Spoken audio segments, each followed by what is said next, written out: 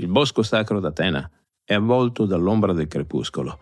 Tra i pioppi, seduto sulla terra umida, Odisseo aspetta.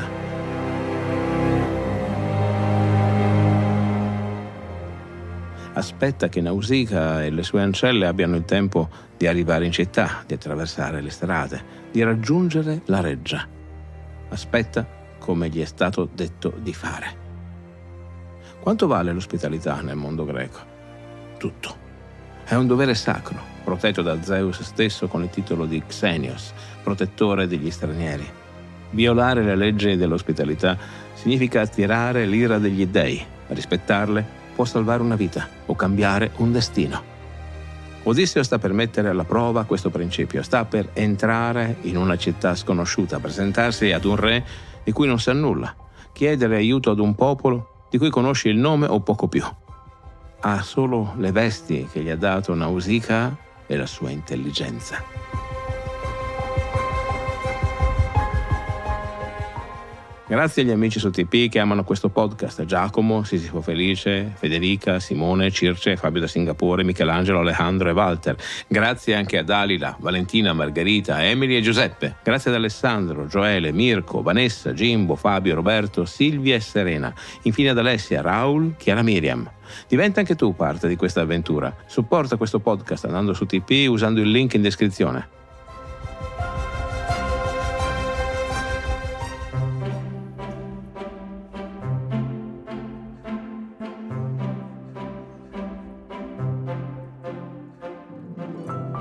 Questo che stai ascoltando è Mitologia, le meravigliose storie del mondo antico. Sono Alessandro Gelain, insegnante di filosofia, psicologia e scienze umane. Se vorrai stare in mia compagnia, ti offrirò le storie più interessanti della mitologia greca e romana. Il mito ha ancora molto da insegnarci e talvolta, come uno specchio, è capace di mostrare meglio a noi stessi quello che siamo.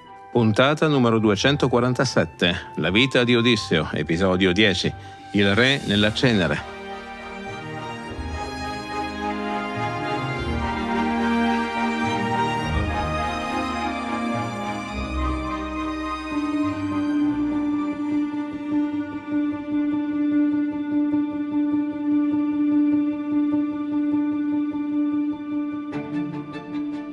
Dopo 7 anni di prigionia con Calipso, dopo il naufragio che ti ho raccontato, dopo l'incontro provvidenziale con Nausicaa sulla spiaggia, eccolo qui.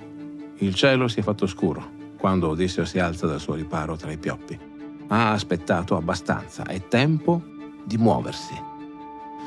Segue il sentiero verso la città, i suoi passi sono ancora incerti, il corpo indolenzito dai giorni di mare, ma è pulito ora, vestito, più simile ad un uomo che a un relitto. Mentre cammina vede le luci di Scheria. Non è una città qualunque. Le mura sono alte e possenti, il porto perfetto, protetto da 2 promontori, e di navi ce ne sono tante, bellissime, attraccate lungo i moli, navi nere, veloci, con le prore decorate. Mentre si avvicina alle prime case, qualcuno gli viene incontro. È una giovane ragazza, quasi una bambina, con un'anfora sulla spalla. «Potresti guidarmi?» le chiede Odisseo. «Alla dimora di Alcino? Sono uno straniero, sventurato, giunto qui da terre lontane». La ragazza lo guarda, non sembra spaventata. C'è qualcosa di peculiare nel suo sguardo, qualcosa che mostra consapevolezza inattesa in una giovinetta della sua età. «Ti indicherò la casa che cerchi», risponde, «ma cammina in silenzio e seguimi. Non guardare in faccia a nessuno, non rivolgere la parola a nessuno. Qui non amano molto chi viene da fuori. I Feaci fidano solo nelle loro navi veloci. Vivono lontani dagli altri uomini, ai confini del mondo, protetti da Poseidone». Poi si incammina e lui la segue. Mentre attraversano le strade, Odisseo osserva. La città è ordinata, pulita, prospera. Passano davanti al porto e lui non può fare a meno di fermarsi a guardare le navi. «Sono rapide come il pensiero», dice la ragazza. «Poseidone, il dio che domina le onde, ci ha fatto questo dono. Le nostre navi solcano il mare come uccelli che volano, senza fatica, senza errori. I Feaci sono i migliori marinai del mondo, i più veloci, i più abili a navigare».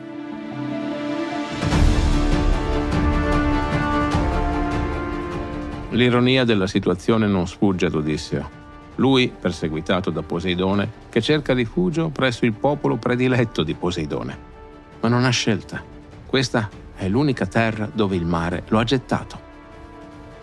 Nota che c'è qualcosa di strano. Mentre attraversano la città, nessuno li guarda. La gente passa accanto a loro senza prestargli attenzione, come se non li vedesse. Capisce. Protezione divina. La ragazza che lo sta guidando non è una semplice bambina, ma non dice nulla. Se gli dèi stanno aiutandolo, non è il caso di farsi o di fare troppe domande. Quando arrivano davanti alla reggia, Odisseo si ferma di colpo.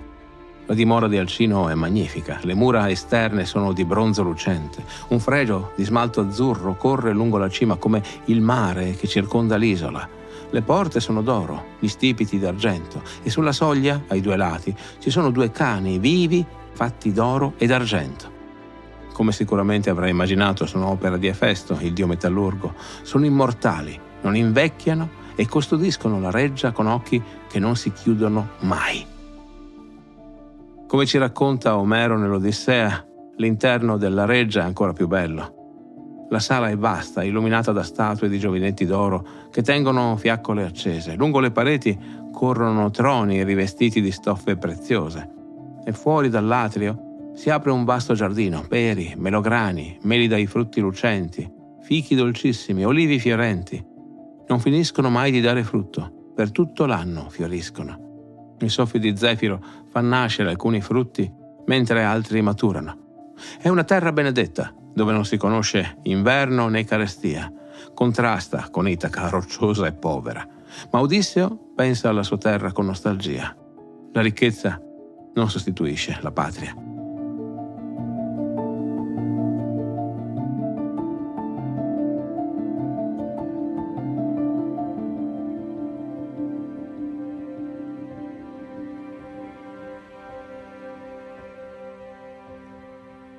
Entra, dice la ragazza, attraversa la sala, vai dritto dalla regina, è lei che decide. È a lei, figlia del compianto Rexenore, il re di Scheria, che devi rivolgere le tue preghiere. Odisseo la guarda. Chi sei? La ragazza sorride. Per un attimo i suoi occhi brillano di luce non umana, poi si volta e scompare nella notte come nebbia che si dissolve. Atena, ancora una volta, la dea che sempre con discrezione lo protegge. Odisseo prende un respiro profondo, poi varca la soglia. La sala è piena di uomini, principi, consiglieri, capitani di navi. Stanno concludendo il banchetto serale, bevendo l'ultima libagione. Vicino al focolare, seduta, mentre fila lana purpurea, c'è la regina Arete. Accanto a lei, su un trono più alto, c'è Alcino. Nessuno ha notato Odisseo. È ancora avvolto dalla nebbia protettiva di Atena. Attraversa la sala in silenzio, passa accanto ai nobili che bevono e ridono, passa accanto ai servi e poi, quando è davanti ad Arete, la nebbia svanisce. All'improvviso è lì, visibile a tutti, un forestiero che appare dal nulla. Il silenzio cala nella sala. Odisseo non esita, si getta in ginocchio davanti ad Arete e le abbraccia alle ginocchia. È il gesto del supplice, il gesto sacro che invoca protezione.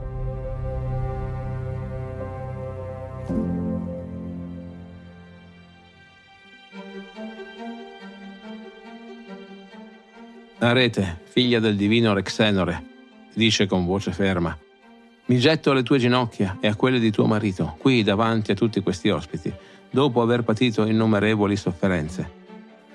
Possono gli dèi concedere a tutti voi lunga vita e la gioia di tramandare ai propri figli le ricchezze di questa casa e gli onori ricevuti dal popolo. Per me chiedo solo una scorta che mi riporti al più presto nella mia terra, poiché da lungo tempo, lontano dalla mia famiglia, vago soffrendo. Poi si alza e va a sedersi nella cenere, accanto al focolare. È un altro gesto rituale. Il supplice si siede nella cenere per mostrare la sua sottomissione. Nella sala il silenzio si fa ancora più profondo. finché un uomo non si schiarisce la gola. Alcino, dice il saggio anziano Echeneo, questo non va bene. Non è degno che un ospite sieda nella cenere mentre noi beviamo vino. Fallo alzare, dagli un seggio.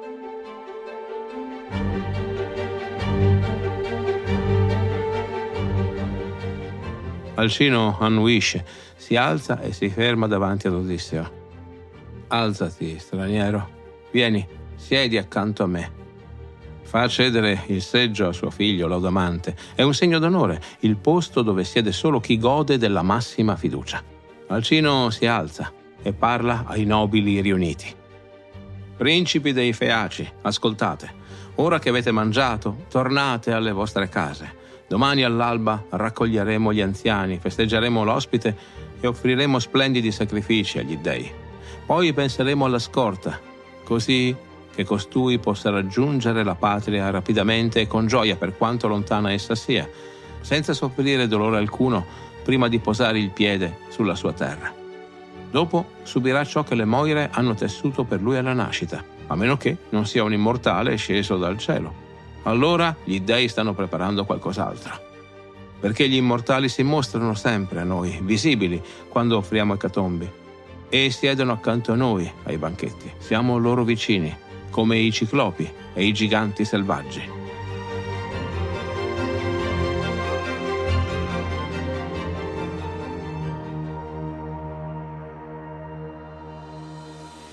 Odisseo risponde con voce ferma. Alcino, non preoccuparti di questo. Non rassomiglio agli dei del cielo infinito, né per il volto né per la figura. Sono mortale. Se conosci uomini oppressi da pene grandissime, a quelli potrei somigliare nelle sventure. Potrei raccontare sciagure anche più grandi, tutte quelle che ho patito per volontà degli dei, ma ora lascia che mangi, per quanto afflitto io sia. Non c'è nulla di più sfrontato del ventre odioso che ci costringe a ricordarci di lui anche quando il cuore soffre. Anch'io ora soffro, ma il ventre mi ordina di mangiare e bere, vuole che dimentichi tutto e mi impone di riempirlo. Perciò, appena sorge l'alba, affrettatevi, vi prego, a ricondurre alla patria quest'infelice. Quando avrò visto ciò che è mio, i miei servi, la mia casa dagli alti soffitti, che mi abbandoni pure, se vuole, la vita.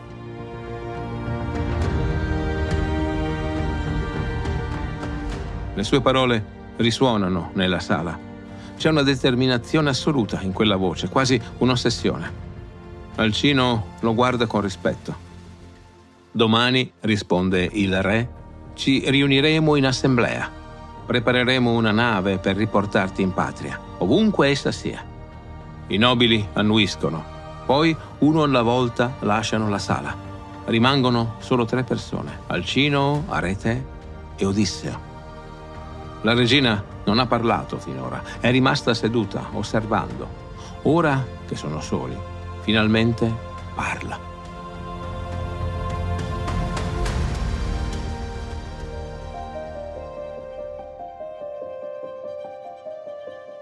Straniero, ti farò alcune domande. Chi sei? E quelle vesti che porti? Chi te le ha date? Odisseo si irrigidisce. Arete ha riconosciuto le vesti, le ha tessute lei stessa. Deve rispondere con attenzione. È il momento di mettere in campo tutta la sua metis. Deve dire abbastanza per giustificare la sua presenza e le vesti che indossa, ma non così tanto da rivelare chi è veramente. Deve navigare tra verità e omissioni, come ha sempre fatto. Regina, dice, c'è un'isola nel mare, Ogygia. Là vive Calipso, figlia di Atlante. Il destino volle che io arrivassi alla sua dimora dopo che Zeus aveva colpito la mia nave. Là Calipso mi accolse. Per 7 anni rimasi presso di lei, finché all'8° gli dei decisero di lasciarmi partire. Navigai per 17 giorni. Al 18° vidi le vostre montagne, ma poi Poseidone scatenò la sua tempesta contro di me. La zattera si spezzò. Per 2 giorni fui trascinato dalle onde e alla fine uscii sulla vostra spiaggia e mi nascosi. Questa mattina mi svegliò un grido. Vidi delle ragazze presso il fiume. Una non fuggì. Era tua figlia, Nausicaa. Mi diede cibo, vesti, mi indicò la via, ma mi disse di non entrare in città con lei per non dare adito a pettegolezzi. Alcino ascolta. Quando Odisseo finisce dice: avrebbe dovuto accompagnarti lei stessa. Ma Odisseo interviene: non biasimarla, è stata lei a suggerirmelo per prudenza. Una principessa non può attraversare la città con uno straniero. Tua figlia ha agito con lungimiranza. Alcino sorride. Straniero, tu parli bene, mi piace come pensi. Volessero Zeus e Atena e Apollo che tu, con le tue doti e con i pensieri simili ai miei, volessi rimanere qui, sposare mia figlia e diventare mio genero. Ti darei casa e ricchezza se tu volessi restare. Ma se non vuoi, nessuno ti tratterrà dei Feaci. Non lo voglio a Zeus padre. La partenza, come hai udito, sarà per domani. Mentre tu dormirai, vinto dal sonno, gli uomini batteranno il mare calmo coi remi finché giungerai in patria, alla tua casa, dove tu vuoi, anche se è molto al di là dell'Eubea. Dicono che sia lontanissima quelli di noi che la videro quando condussero là il biondo Radamanto perché vedesse Tizio, figlio di Gaia. E tuttavia i rematori Feaci giunsero là senza fatica, compirono il viaggio e nello stesso giorno tornarono a casa. Conoscerai anche tu il valore delle mie navi e dei giovani che alzano l'acqua del mare coi remi. Arete ordina di preparare un letto per l'ospite. Quando è pronto, Odisseo si stende. Dopo anni di prigionia, dopo il naufragio, finalmente può dormire al sicuro.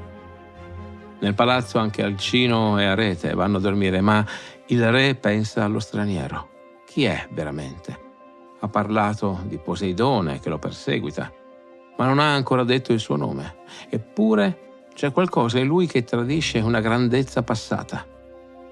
Alcino lo scoprirà presto, molto presto.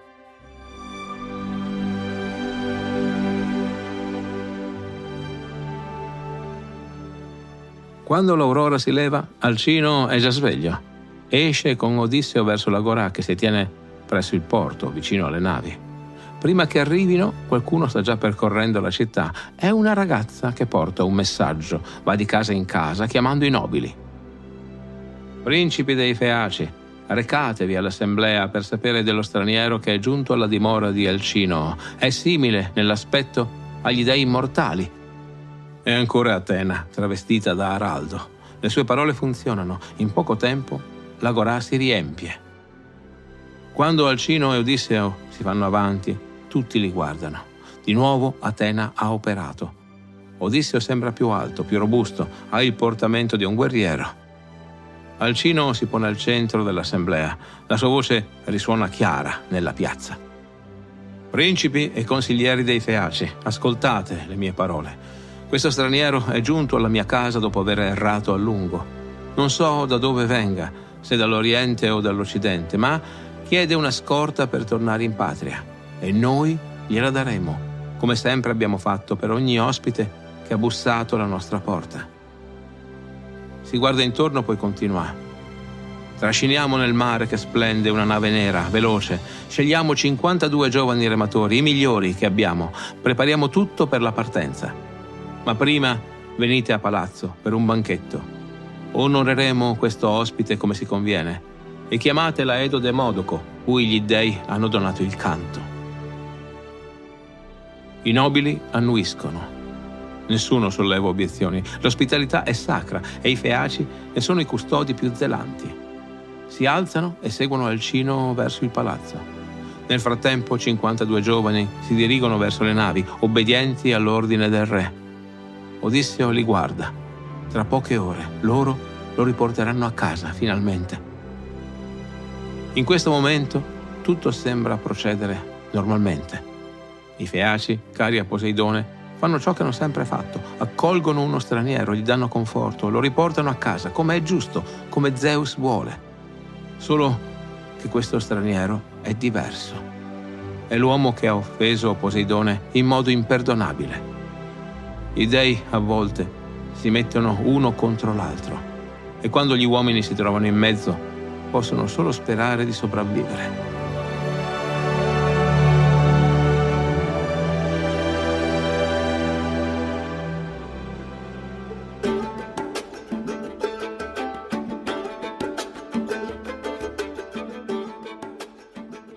Odisseo è seduto nel palazzo, circondato da ricchezze e onori.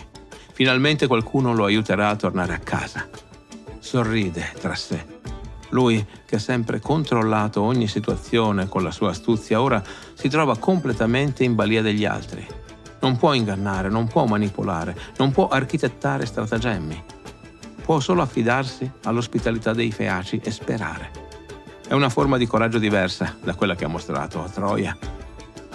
Il coraggio di chi si mette nelle mani altrui, di chi accetta di essere vulnerabile. E domani ci sarà il banchetto. Domani Demodoco canterà. Domani Odisseo sentirà raccontare le sue stesse imprese. Sentirà cantare la guerra di Troia, il cavallo, la presa della città. E forse, finalmente, rivelerà chi è davvero.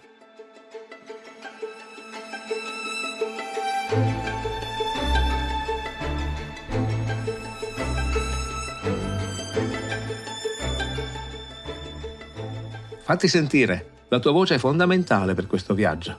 Molti mi scrivono quanto amino questo podcast, ma poi sorprendentemente pochi mettono quel piccolo mi piace o il più su Spotify, che per l'algoritmo fa una differenza enorme. Metti un mi piace.